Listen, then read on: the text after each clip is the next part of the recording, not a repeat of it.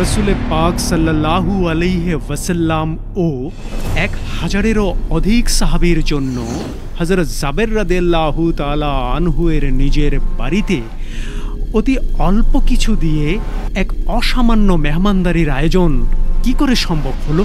এর পেছনে রহস্য কি? সম্মানিত সুধী, আসসালামু আলাইকুম ওয়া রাহমাতুল্লাহ। স্বাগত জানাচ্ছি আজকের ভিডিওতে। এই ভিডিওতে আমরা হযরত জাবের রাদিয়াল্লাহু তাআলা আনহু এর মেহমানদারি ও রসুল পাক সাল্লাল্লাহু আলাইহি ওয়াসাল্লামের মুজিজা বিষয়ক একটি উল্লেখযোগ্য ঘটনা আপনাদের সামনে তুলে ধরব। এই চমৎকার হৃদয় আকৃষ্ট করা কাহিনীটি সম্পর্কে জানতে হলে ভিডিওটি একদম না টেনে আপনি শেষ পর্যন্ত আমাদের সাথে জুড়ে থাকুন। তো চলুন শুরু করা যাক। হযরত জাবের রাদিয়াল্লাহু তাআলা আনহু হতে বর্ণিত, খন্দকের যুদ্ধের প্রাক্কালে অনেকে মিলে পরিখা খনন করছিল। এমন সময় একটা শক্ত পাথর দেখা দিল। তখন লোকেরা রাসূলুল্লাহ সাল্লাল্লাহু আলাইহি ওয়াসাল্লামের নিকট এসে বলল, পরিখা খননকালে একটি শক্ত পাথর পাওয়া গেছে। তিনি বললেন, আচ্ছা, আমি নিজে খন্দকের মধ্যে নামব। এরপর তিনি দাঁড়ালেন। সে সময় তাঁর পেটে পাথর বাঁধা ছিল, আর পরিখা খনন কাজে জড়িত সকলে তখন 3 দিন পর্যন্ত কিছুই খেতে পায়নি। রাসূলুল্লাহ সাল্লাল্লাহু আলাইহি ওয়াসাল্লাম কোদাল হাতে নিয়ে পাথরটির উপর আঘাত করলে তা চূর্ণ বিচূর্ণ হয়ে বালুকণায় পরিণত হয়। হযরত জাবের রাদিয়াল্লাহু তাআলা আনহু বলেন, আমি আমার স্ত্রীর নিকট এসে বললাম, তোমার কাছে খাওয়ার কিছু আছে কি? আমি রাসূলুল্লাহ সাল্লাল্লাহু আলাইহি ওয়াসাল্লামকে ভীষণ ক্ষুধার্ত অবস্থায় দেখলাম। তখন সে একটি চামড়ার পাত্র হতে 1 ছা পরিমাণ জব বের করল। আমাদের একটি মোটা তাজা বকরির বাচ্চা ছিল, তা আমি জবেহ করলাম, আর আমার স্ত্রী জব পিষল। অবশেষে আমরা হাঁড়িতে গোশত চড়ালাম।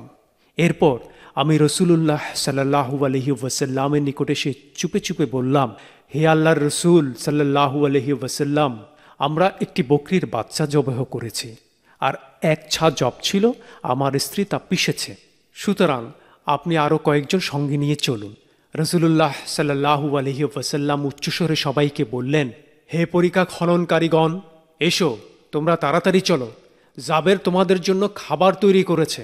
এরপর রাসূলুল্লাহ সাল্লাল্লাহু আলাইহি ওয়াসাল্লাম আমাকে ডেকে বললেন, তুমি বাড়ি ফিরে যাও, আমি না আসা পর্যন্ত গোশতের ডেকচি নামাবে না এবং খামি থেকে রুটিও বানাবে না। এরপর তিনি লোকজন সহ উপস্থিত হলেন। তখন আমার স্ত্রী খামিরগুলো রসুলে পাক সাল্লাল্লাহু আলাইহি ওয়াসাল্লামের সামনে দিলে তিনি তাতে পবিত্র মুখ হতে লালা মিশিয়ে দিয়ে বরকতের জন্য দোয়া করলেন। এরপর ডেকচির নিকট অগ্রসর হয়ে তাতেও পবিত্র মুখ হতে লালা মিশিয়ে দিয়ে বরকতের জন্য দোয়া করলেন। এরপর বললেন, তুমি আরও রুটি প্রস্তুতকারিণীদের ডাকো, যারা তোমার সাথে রুটি বানাবে, আর চুলার উপর থেকে ডেকচি না নামিয়ে তুমি তা থেকে তরকারি নিয়ে পরিবেশন করো। হযরত জাবের রাদিয়াল্লাহু তাআলা আনহু বলেন, সাহাবীদের সংখ্যা ছিল 1000। আমি আল্লাহর কসম করে বলছি, সকলে তৃপ্তি সহকারে খেয়ে চলে যাওয়ার পরও ডেকচি ভর্তি তরকারি ফুটছিল এবং প্রথম অবস্থার ন্যায় আটার খামির হতে রুটি প্রস্তুত হচ্ছিল। সুবহানাল্লাহ। মিশকাত শরীফ, হাদিস 5877, ফাজায়েল ও সাফায়েল অধ্যায়, মুজিজা অনুচ্ছেদ। তো এই ছিল আজকের ভিডিও।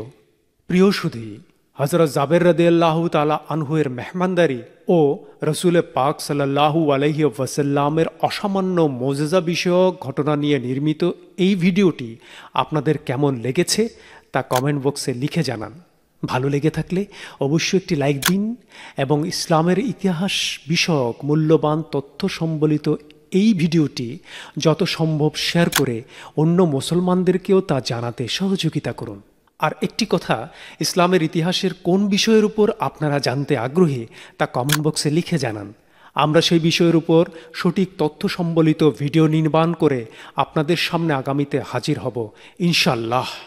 আজকের মতো বিদায় নিচ্ছি। দেখা হবে নতুন কোনো ভিডিওতে। ভালো থাকবেন সবাই। ধন্যবাদ সবাইকে। আল্লাহ হাফিজ।